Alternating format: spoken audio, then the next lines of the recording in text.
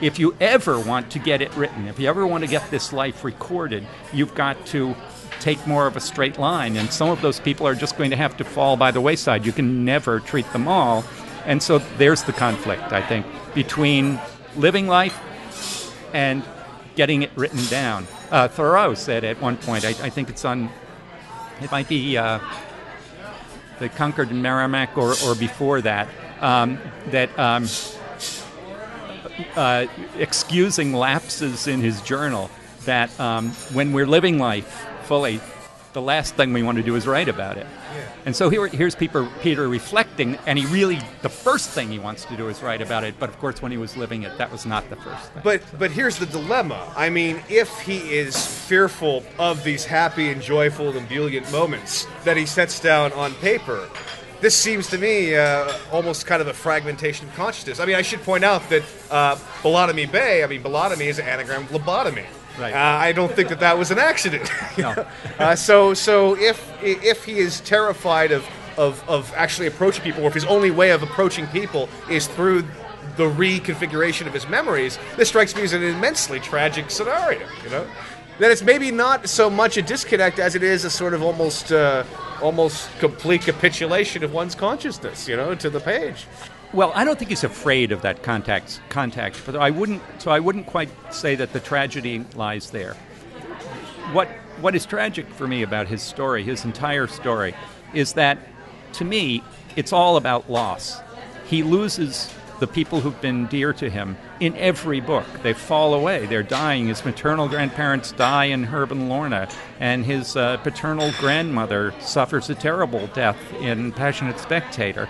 And yet he finds the humor in this. It's another subject we'll have to say, but we'll have to think about. But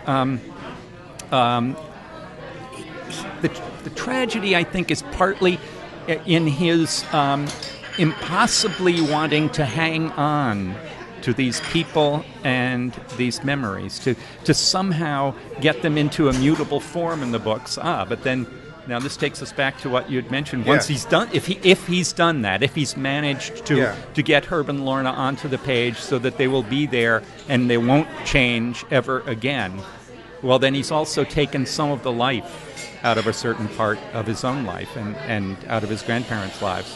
But he is also trying to reclaim an identity, particularly in the Flying Trilogy. He's trying to reclaim the Bird Boy of Babington scenario.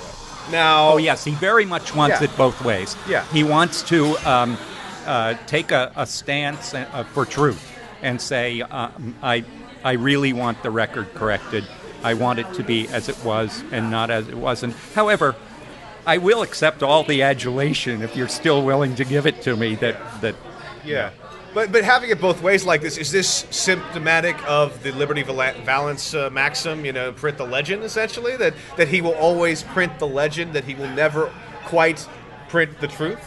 Or is the truth essentially what we remember? Because, again, there is this additional notion that all the fabrications beget these very intriguing little maxims about life and the like, Right.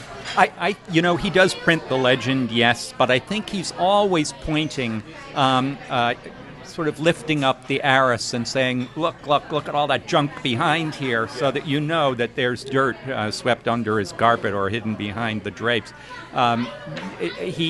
He may not be quite willing to say directly what the shortcomings might have been in himself and in his experiences, but he's willing to give enough of that to the reader so that the reader may be able to fill in quite a lot of gaps.